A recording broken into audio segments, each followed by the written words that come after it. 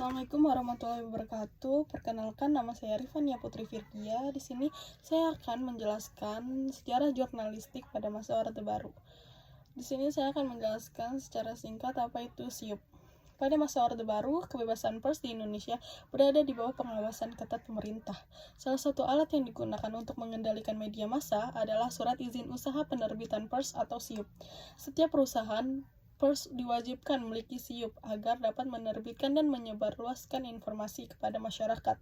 Namun, dalam praktiknya SIUP tidak hanya berfungsi sebagai izin administrasi, melainkan juga menjadi alat politik untuk mengontrol pemerintahan media. Melalui SIUP, pemerintah memiliki kewenangan untuk mencabut izin penerbitan media yang dianggap terlalu kritis atau bertentangan dengan kepentingan pemerintah. Akibatnya, banyak media memilih untuk membatasi isi pemberitaan mereka karena khawatir akan kehilangan izin tersebut.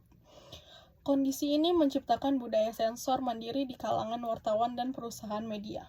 Salah satu contoh paling terkenal terjadi pada tahun saat itu Menteri Penerangan Harmoko mencabut SIUP 3 media besar, yaitu Tempo, Editor, dan Detik. Pemberedalan ini terjadi setelah Tempo menerbitkan laporan investigasi mengenai pembelian kapal perang bekas dari Jerman Timur yang dinilai mengkritik kebijakan pemerintah. Pemerintah beralasan bahwa pemberitaan tersebut dapat mengganggu stabilitas nasional. Namun, banyak pihak menilai tindakan tersebut sebagai upaya membungkam kebebasan pers. Kasus serupa juga pernah terjadi pada Harian Indonesia Raya pada tahun 1974. Surat kabar ini dibredel setelah dianggap berperan dalam memicu peristiwa malari melalui pemberitaan yang kritis terhadap kebijakan ekonomi pemerintah. Mencabut SIUP membuat media tersebut tidak dapat lagi beroperasi. Penggunaan SIUP sebagai alat kontrol membawa berbagai dampak bagi dunia pers Indonesia. Pertama, muncul rasa takut di kalangan jurnalis dan pemilik media untuk menyampaikan kritik terhadap pemerintah. Kedua, fungsi pers sebagai pengawas kekuasaan menjadi melemah karena media tidak dapat bekerja secara bebas dan independen. Ketiga, pemberedelan media menyebabkan banyak pekerja pers kehilangan pekerjaan dan menghambat perkembangan jurnalisme yang berkualitas. Meskipun demikian, berbagai pihak terus memperjuangkan kebebasan pers. Salah satu bentuk perlawanan adalah berdirinya Aliansi Jurnalis Independen atau AJI.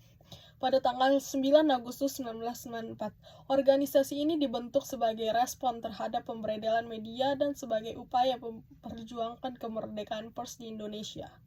Perjuangan tersebut akhirnya membuahkan hasil setelah jatuhnya rezim Orde Baru pada tahun 1998.